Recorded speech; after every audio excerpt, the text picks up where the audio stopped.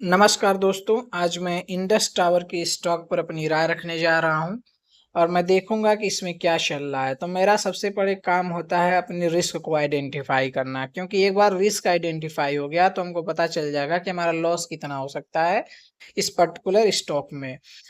क्योंकि लॉस को अगर आपने कंट्रोल कर लिया तो प्रॉफिट अपने आप बन जाएगा, इसलिए लॉस को आइडेंटिफाई करना सबसे पहले जरूरी होता है।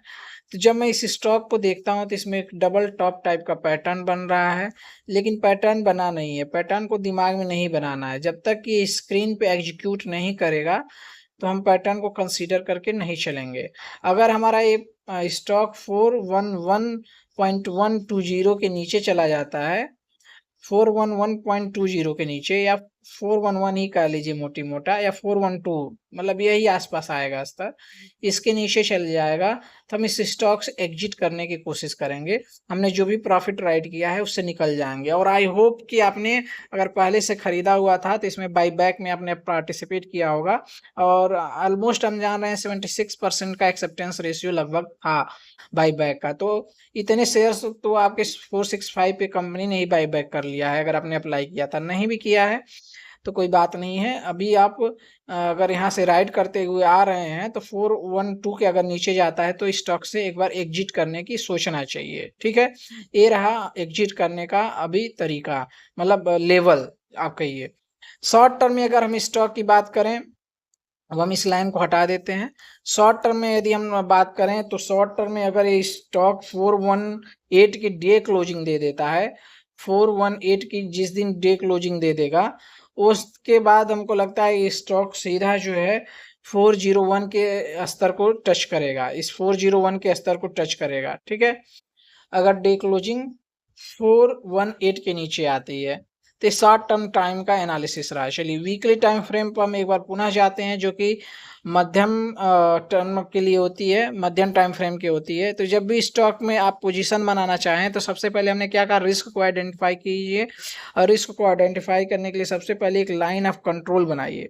ठीक है, लाइन ऑफ कंट्रोल वह लाइन होती है जिसके नीचे अगर स्टॉक चला जाए तो हमको एनी हाउ एग्जिट कर जाना है। तो 354 का एक लाइन ऑफ कंट्रोल बनाइए, क्योंकि इसके बाद जो है स्टॉक में निगेटिव ट्रेंड स्टार्ट हो जाएगा। अब देख लीजिए मंथली टाइम, चूंकि ये स्टॉक देखिए ना दोस्तों, लॉन्ग टर्म के लिए होल्ड करने लायक है। तो आप देखते हैं कि मंथली चार्ट पे इसका सपोर्ट या रेजिस्टेंस जो है 354 का बनता है। ऊपर से आएगा तो ये सपोर्ट का काम करेगा। ठीक है, 354 का बनता है, तो एक लाइन ऑफ कंट्रोल होनी चाहिए। इसके नीचे अगर स्टॉक गया तो यानी इसका क्या हो गया, ट्रेंड चेंज हो गया, ट्रेंड निगेटिव हो गया, पॉजिटिव जो ट्रेंड था वो निगेटिव ट्रेंड में कन्वर्ट हो गया। तो इस चीज को आपको ध्यान में रखना है। लाइन ऑफ कंट्रोल हमने रखा 354 का, यानी कि अब हमारा रिस्क कितने निकल के आ गया, इस चीज को आपको पता चल गया। तो रिस्क अगर आप करेंट प्राइस पे जो नए निवेशक है उनके लिए बात करें, अगर वो निवेश करेंगे तो उनको रिस्क यहाँ से बन जाएगा ऑलमोस्ट 16% का, 16% का रिवर्स रिस्क बनेगा। तब आपको पता चल गया कि हमारा रिस्क 16% का है, तो उसी हिसाब में आप इसमें नया पैसा लगाने की कोशिश करेंगे, क्योंकि स्टॉक तो अभी पॉजिटिव ट्रेंड में है। और देखिए पैसा वहीं लगाया जाता है जो स्टॉक पॉजिटिव ट्रेंड में हो, और जो बढ़ रहा है वही बढ़ेगा। कमजोर स्टॉक को आप जाके खरीदेंगे, जो गिरा पिटा है वो नहीं बढ़ेगा, सच्चाई यही है। ठीक है, लेकिन जो बढ़ा हुआ स्टॉक है उसमें प्रॉफिट भी बुकिंग आती है समय समय पे, और उसी का पॉजिटिव ट्रेंड से डाउन ट्रेंड होने की भी पॉसिबिलिटी रहती है। पैसा वही बनेगा जो पॉजिटिव ट्रेंड में है, लेकिन पॉजिटिव ट्रेंड आपको एक रिस्क के साथ आता है कि कम टाइम में पैसा वहाँ बनता है, लेकिन रिस्क के साथ यह आता है कि उसी में ही पॉजिटिव के बाद डाउन ट्रेंड भी शुरू, नेगेटिव ट्रेंड भी शुरू हो सकता है। लेकिन नेगेटिव ट्रेंड कब शुरू होगा उसके लिए हमने लाइन ऑफ कंट्रोल मार्क कर दिया 354 के स्तर के नीचे, इसमें नेगेटिव ट्रेंड शुरू होगा। तो अब जो नए निवेशक हैं उनका मैंने रिस्क निकाल के बता दिया कि 15.80 का आपका रिस्क निकल के आ रहा है, इतने परसेंटेज का। तो अब इस रिस्क को मैनेज कैसे करें अगर आप पैसा लगाना चाहते हैं, तो इस रिस्क को मैनेज करने के लिए आप एक काम कर सकते हैं कि आप देखेंगे इसके सपोर्ट डिफरेंट डिफरेंट क्या निकल के आते हैं, और उन सपोर्ट पे आप बाइंग करके चलेंगे। तो हमने कहा अभी ये लाइन 411 को ब्रेक नहीं किया है, अगर 411 को ब्रेक कर देता दोस्तों, तब हम इसमें से कहा कि डबल टॉप पैटर्न का लगभग फॉर्मेशन होगा, आप पूरी तरह एग्जिट करना चाहिए। तो जब तक एग्जिट नहीं हो रहा है, यानी कि अभी हमारा सपोर्ट निकल के आ रहा है क्या, 419 का। आप यहाँ देखिए एक सपोर्ट निकल के आ रहा है 419.45 का।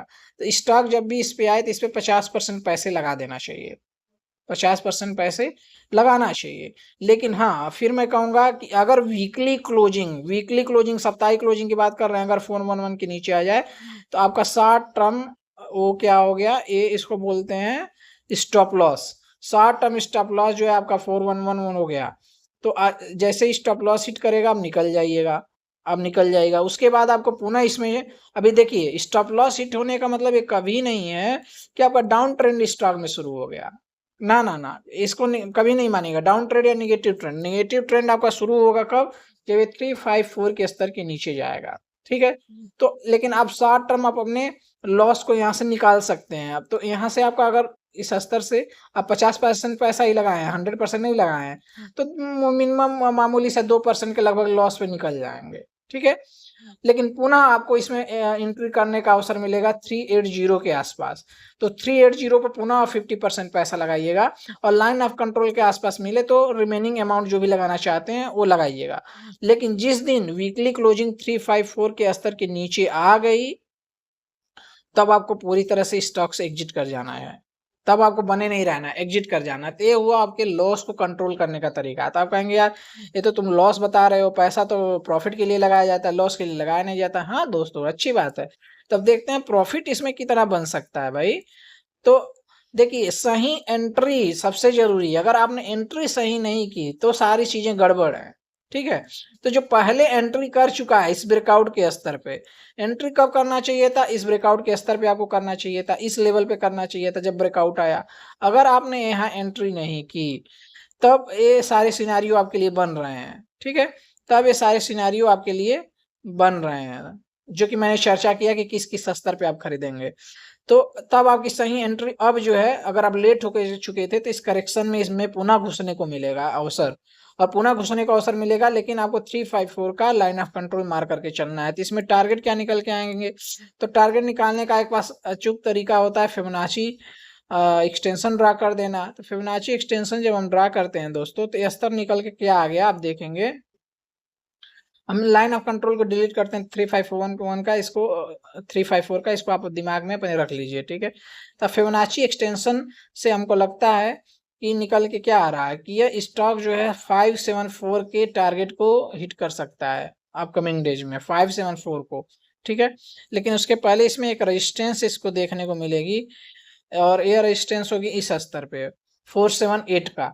यही रेजिस्टेंस यहीं आसपास देखिए बार बार प्रॉफिट बुकिंग आ रहा है। जिस दिन इस रेजिस्टेंस को इसने ब्रेक किया तो 574 का आपको पहला टारगेट देखने को मिलेगा, और दूसरा 737 का, ठीक है। तो ये आपका रिवार्ड हो गया, रिवार्ड हो गया।